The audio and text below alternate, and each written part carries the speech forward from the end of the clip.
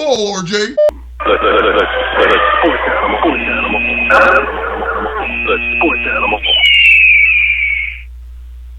Last night out of the blue, drifting off to the evening news. She said, honey, I don't think a spring game concert is for y'all, and a lot of people who are into OU football and into recruiting as an industry are really worried about how folks like you, specifically, guys that haven't committed, guys that haven't signed, but are also in this year's recruiting cycle. How do you feel about spring game concert? Would you not go to the home game or to the spring game if you knew that, Lee Brice was there, or would you be more inclined to go if, say, Drake was there? I'd say Drake. Drake's a little bit too old for you. Kodak Black. How about that? Yeah. See, right there. See, she said, yeah. And for instance, like Texas, they're having on their official weekend, it's going to be jambalaya that weekend, so that's going to be attracting a lot of us recruits there. Man, see, and I know who that is, right? Because all right, we won't get into me. All right, that's our man R.J. Young. Now, I believe the recruit you were talking with. Who was the recruit? Ryan, what's his last name? Ryan Watts. Ryan Watts is the recruit you were talking with. And look, I'll be honest, I had to go, and I had to look. I hadn't heard of Lee Brice before, okay? So I had to go. I found some of his. That was a song of his. Pulled it, had it ready to go. He has been announced as the entertainment. Now, he's a country artist. A lot of the stuff I found was a bit slower music, kind of like the song you heard there. But he is slated to perform at OU Spring Game. And look, we talked about this a bunch. OU has done a great job of making their spring game an event, no doubt about it. It always begs the question, Lee Brice this year, last year Trace Atkins. Who is that for? Is that for the players or is that for the fans? Well, I think we know without question who it's for. It's for the fans, right? We know that without question. Yeah. But it's association, right, for some. Yeah. And that's kind of one of the things that Ryan got to, and I got a really long-form interview going on with him tonight where we talk about a little bit more than this, and he airs this out, I thought, pretty well. Spoke very, very well for himself. It's more, look, when they find out that there's a country artist, it's like, I don't really listen to country. Or if you talk to Tumise Adelier, he'll say, hey, get Luke Combs. I don't really listen to Lee Brice, who's another country artist. It's just not Lee Brice. And we all know that anybody you pick is going to make somebody upset. Now, I understand the argument of, look, we got to put people in the stands for a glorified practice on an April Saturday, and let's give them an opportunity to make this an event, some sort of a vacation for them, so that they get something out of it, right? And we know that the recruits, last year at least, they didn't even see the concert, right? I'm sure that if they would asked to see, probably would have allowed them to see it. But no, I don't think this is even for football. Like, I don't think it's for the male football fans. I think this is for, hey, they're going to have Lee Brice, and then, okay, we can go to that, and I can take the girls or whatever, right? And I just don't necessarily think that this is the kind of thing that you might build around in the way that you might. Now, he brought up Texas's official weekend, which is in May. It's not their spring game.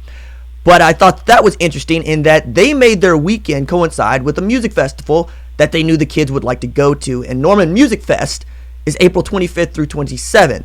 And I know you're going to 2 officials in 1 month is a lot, but I just thought all of this was worth airing out as opposed to picking on Lee Brice.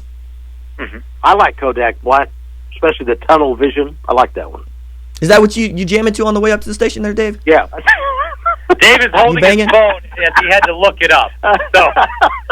No, I was looking at something else. No, but, hey, RJ, what about, you got like the name of this new recruit they got, but RJ Proctor. Right. What can you tell us about him? So I talked to RJ, and that interview I'm thinking is going to run on Fight Me. It's going to debut there on Sunday. But really, really smart guy. I get into contact with him, and he said, look, I live in the country, so I'm going to have to call you from the landline. It's like, you got a landline? It's like, yeah, that's how deep off I live. But he's coming from Virginia. He played left guard there, and frequently his highlight film is such that he's the only guy that's still blocking his man at the end of a play while his quarterback is on his back because somebody got to him. he is a mauler. He's able to chip and get to the second level with some sort of ease. Like, I was really astounded by how easily he can get a block, then get to the next level to get to a linebacker or a safety and go find that guy. He's really smart. He's got really good feet. He's got great upper body strength, and he knows the situation that he's walking into. That was the most interesting bit for me, is he says, look, I know that I'm going to be one of the most experienced guys in that room as soon as I get there, and I'm looking forward to that because there's a lot of talent on that offensive line, and they do a lot of things well that you would just know if you coached or played offensive line, and I think I can help with them. So between him and Creed Humphrey, I think you're okay. Now, what this says to me also is that one of the guards ain't very good, because you're bringing in a guy that said, yeah, Coach Beedbo told me I'm going to play guard at Oklahoma. I'm going, okay, is it Marquise Hayes? Is it Tyrese Robinson? Is it Adrian Ely? Who ain't pulling their weight like we thought they were? Again, spring game in full focus. You mentioned, obviously, recruiting rolling on as well. Getting back to the spring game, though, real quick. As we said, look, OU's done a good job of making this an event. We talked about the players that, I think they had 11 guys who ultimately signed with them who attended the spring game last year. They've done a good event. Now, this year, I don't know if they're going to put up a Baker Mayfield statue this year. Obviously, if they were, I think we'd know about it now. But, that's going to be in the works. They have that in their back pocket. They have the Kyler Murray statue in their back pocket, which got me to thinking this. We talk about statues a lot, okay? Would you be for, say, like the Selman brothers getting a statue? Absolutely. Or something else of that nature? Because one of the things that I talk about all the time is imagery is what you have to sell. Now, obviously, if every recruit you bring to OU, you can say, son, if you win a Heisman, there's going to be a statue of you. Like, you got that. But, not every kid has a chance to win a Heisman.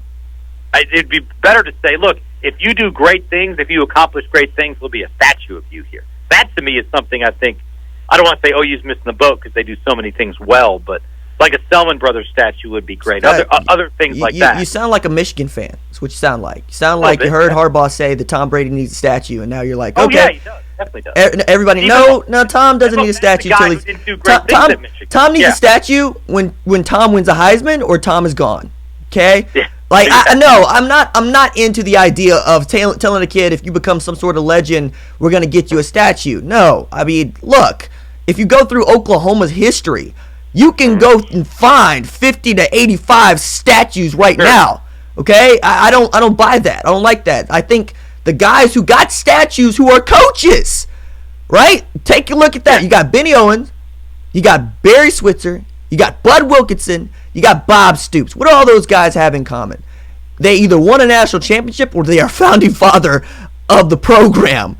So that in and of itself. I thought you were going to say because of the B, but go on. Well, Lincoln Riley's not going to get a statue unless he wins a national championship. And most people would say to you, he's one of the great offensive innovators in all of football. Sure. Right? I don't buy that. I think you also have to really weigh how important that person was to your football team outside of football. And the reason I would support the Selman brothers is the same reason that I might support J.C. Watts. It's just bigger than football. They were able to do things outside of playing on that field for 4 years that matter, and matter quite immensely. Outside of that, win a Heisman. And if you're not playing a position where they normally win a Heisman, challenge accepted. Talking with R.J. Young, OU Insider. R.J., I think there's going to be 13 OU players at the Pro Day tomorrow. Which one of them, in your mind, maybe could be a sleeper that could really help himself? Carson Meyer. I'm serious. I know that feels like it come out of left field, but I'm serious. I think the guy showed that he has the ability to catch the ball in a way that a lot of us did not think that he could do. He kind of came into that fullback role in a way that a lot of us didn't think he was going to come into it. And you could see that Lincoln was game planning for him. I actually forget which game this was, but it was like the first pass play from scrimmage. It was him wide open making a play on the ball. Now, he also had a couple drops in there that you wish you would have had back. But the number of eligible receivers that Kyler Murray has an opportunity to throw to at this thing ain't very big. So if you got Carson Meyer out there running all 9 routes on the tree, and I'm serious, and he's got the size, maybe you're talking about him in the way that you're talking about Dimitri Flowers when he was coming out. Mm-hmm. Hey, look, and sometimes they'll have sometimes they'll have guys come back. I don't know if OU has any of those. They'll have former players come back, or they'll have players from like a different school come work out too, so I don't know. Well, there's one of those on the list, and he's from Southwestern. I think he plays wideout, actually. Okay. Southwestern so State. Like that, which is great for him. Hey, again, if you're a player, every team we know will be there. Right.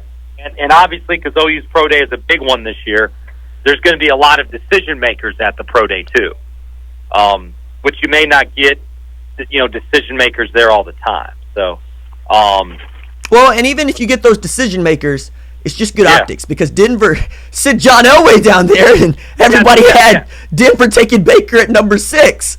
And that you end up with Case Keenum and Joe Flacco, and I'm going, okay, whatever. But no, like, to have the eyeballs there and to have the people in the building at the Everest, like I was having this conversation, it might be the best collection of talent and mind in one location since the Super Bowl. Mm-hmm. And then I've walked that out, right, because I'm going, Lincoln Riley wasn't at the NFL Combine, and we had that sort of an argument. So it's one of those fun things to talk about. But this is good for, like I said, like Bobby Evans, and you mentioned Carson Meyer. I mean, this is good for those guys, too. Now, maybe, again, Carson Meyer's the good one because he's going to get a lot of eyeballs on him that, if Carson Meyer went to a different school, he wouldn't get. What about like Curtis Bolton? Right. Well, and that's a guy that has an opportunity to do what Dominique Alexander and Jordan Evans did. Now, Jordan Evans, I think, is the best example of this because he's working his way into a second contract, if not has one already. And that's a guy that has just become dependable in special teams and then ended up on the football field. So I think that he has an opportunity to show that he has the tools to be special team elite and then work his way onto the 53. Mm-hmm.